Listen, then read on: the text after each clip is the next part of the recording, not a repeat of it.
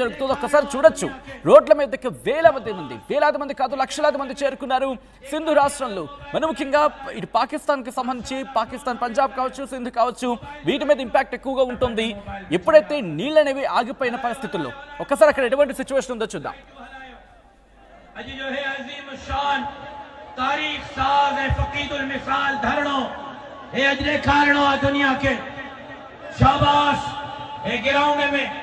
जेका भी आयो मोबाइल जो लाइटू हलायो माशाअल्लाह ड्रोन हाने उड़ायो मोबाइल जो लाइटू पंहिंजे मोबाइल में छा याद कंदो हलायो हलायो हलायो मोबाइल जो लाइटू हलायो अॼु जो है अज़ीम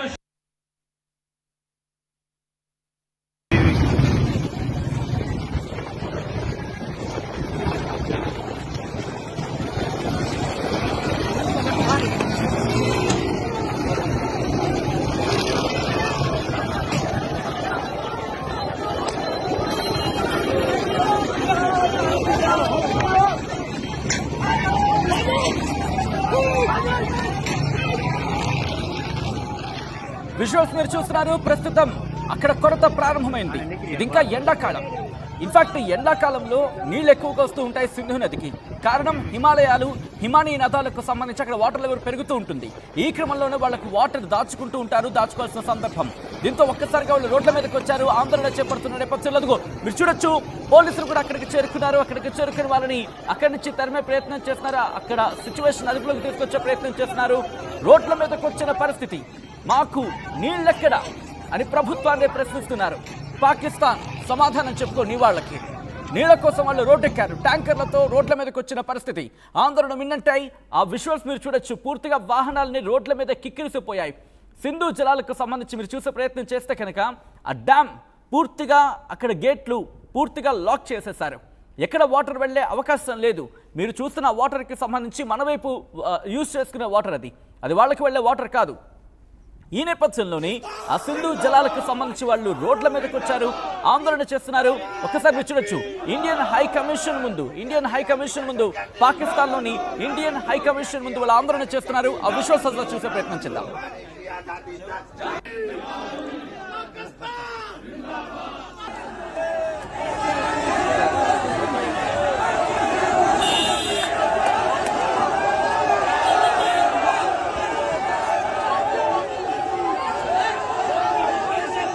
मोबाइल में छा याद कंदो हलायो हलायो हलायो मोबाइल जो लाइटू हलायो अॼु जो है अज़ीम शान तारीख़ साज़ ऐं फ़क़ीदुल मिसाल धरणो हे अॼु ॾेखारणो आहे दुनिया खे शाबाश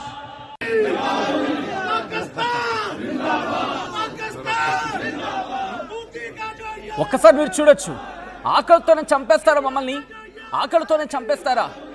భూక్ సహీ మార్ డాల్ దేంగే క్యా? वो सीधा सवाल आप लोग आपसे पूछ रहे हैं पाकिस्तान. आपको समाधान देना पड़ेगा. जो अपने खतरा भारत को आपने किए हैं, अभी वही जो खतरा है अभी आपके सामने आ रही है. देख लो खुद के लोग. మీ వాళ్ళే నిన్ను ప్రశ్నిస్తున్నారు పాకిస్తాన్. మీ వాళ్ళే నిన్ను ఫిల్ట్ పట్టుకొని మరి అడుగుతున్నారు. నీళ్ళెక్కడా? సమాధానం చెప్పు. సింధు నది నీళ్లు ఒకటి కాదు, రెండు కాదు, ఏకంగా 5,000 టీఎంసీలు, 5,300 టీఎంసీలు సింధు నది దాని ఉపనదులకు సంబంధించి డీటెయిల్గా మాట్లాడుకుందాం. సింధు నది ఒకవేళ వాళ్లకు వెళ్ళకపోతే మనకి ఎంతలో ఉపయోగపడుతుందో అది కూడా నేను మీకు చెప్పే ప్రయత్నం చేశాను. ఈ అంశానికి సంబంధించి ప్రస్తుతం అక్కడ ఎటువంటి పరిస్థితులు ఉన్నాయి, ఎటువంటి ఆందోళన వ్యక్తం అవడం జరుగుతోంది. పాకిస్తాన్కి కనుక నీళ్లు ఇండియా వదలకపోతే ఏ ప్రాంతాల మీద ప్రభావం పడే అవకాశం తెలుసుకునే ప్రయత్నం చేద్దాం. మా ప్రతినిధి రామ్దాస్ అప్డేట్స్ అందించేందుకు సిద్ధంగా ఉన్నారు. రామ్దాస్, ఒకవేళ సింధు నది నీళ్లు కనుక పాకిస్తాన్కి వెళ్ళకపోతే ఎన్ని రోజుల కల్లా పాకిస్తాన్ దివాళా తీసే అవకాశం ఉంది? మరి ముఖ్యంగా నీటి కొరతతో అల్లాడిపోయే అవకాశం కనిపిస్తోంది. అక్కడ ఇప్పటికే సమ్మర్ కదా. ఒక్క సామెత అయితే గుర్తుకొస్తుంది ఇక్కడ మనకు. కొండ నాలుకకు మందేస్తే ఉన్న నాలుక ఓడిందంట. అట్లా ఉంది పరిస్థితి పాకిస్తాన్ కి. అసలే అంటే ఏదో ఇంకో సామెత గుర్తుకొస్తుంది రామ్దాస్, ఉట్టికెక్కలేనమ్మా ఆకాశానికి ఎగిరిందంట. ఎగ్జాక్ట్లీ. సో చోలిస్తాన్ అనే ఒక ప్రాంతం ఉంటుంది. వాస్తవంగా అదొక ఎడారి ప్రాంతం. పాకిస్తాన్ లోని అతిపెద్ద ఎడారి ప్రాంతం చోలిస్తాన్ అనేది. అది ముఖ్యంగా సౌత్ పంజాబ్ స్టేట్ లో ప్రావిన్స్ లో, అలాగే ఈ సింధు ప్రావిన్స్ లో కలిపి ఉంటుంది. సో ఆ చోలిస్తాన్ ఏదో ఆ ఎడారి ప్రాంతాన్ని సస్యశ్యామలం చేద్దాం, బాగా పచ్చగా తయారు చేద్దాం అనుకున్నటువంటి పాక్ పాలకుల పరిస్థితి ఇప్పుడు నేను చెప్పిన సామెత అచ్చు. ఎందుకంటే ఇప్పటికే గ్రీన్ పాకిస్తాన్ ఇనిషియేటివ్ అనుకున్నారు GPI. సో ఆ రకంగా ఆ ప్రాజెక్ట్ కాస్త ఇప్పుడు అటకెక్కింది 100% ఎగ్జాక్ట్లీ. సో పహల్గామ్ ఉగ్రదాడికి తగిన శిక్ష తప్పదంటూ మన ప్రధాని చేసిన హెచ్చరికలతో పాకిస్తాన్ అయితే వణుకుతుంది. సో పాకిస్తాన్ జీవనాడి సింధు జలాలను నిలిపివేస్తామని హెచ్చరించడంతో ఆ జలాలపై ఆధారపడ్డ లక్షలాది మంది రైతులు ఆందోళన చెందుతున్నారు. ఇప్పుడు అక్కడ జనం ఓట్లపై ఆధారపడిన పార్టీల్లోనూ కూడా వణుకు ప్రారంభమైంది. ఎందుకంటే ఈ సమస్య నుంచి ఎలా బయటపడాలో అర్థం కాక పాకిస్తాన్ సతమతం అవుతుంది. సో పాకిస్తాన్ చేపడుతున్న గ్రీన్ పాకిస్తాన్ ప్రాజెక్టు కాస్త ఇప్పుడు ఇబ్బందికర పరిస్థితులు నెట్టివేయబడింది. దాదాపు 2 ఏళ్ల క్రితం పాకిస్తాన్ ఆర్మీ చీఫ్ అసీం మునీర్ అలాగే ప్రధాని షెహబాజ్ షరీఫ్లు ఈ చోలిస్తాన్ ఎడారి ప్రాంతంలో ఈ గ్రీన్ పాకిస్తాన్ ఇనిషియేటివ్ GPI అయితే ఆర్భాటంగా ప్రారంభించారు. సుమారు $3.3 బిలియన్ బడ్జెట్ కూడా సిద్ధం చేశారు. అది కూడా IMF ఇచ్చిన బడ్జెట్. ఆ రకంగా సింధు ప్రవాహ నీటిని ఎడారిలోకి మళ్లించాలంటే 6 కాల్వలు నిర్మించాలని దీని ప్రధాన లక్ష్యం. దాదాపు 12 లక్షల ఎకరాల సాగు భూమిని అందుబాటులోకి తీసుకురావాలని ఆశించారు.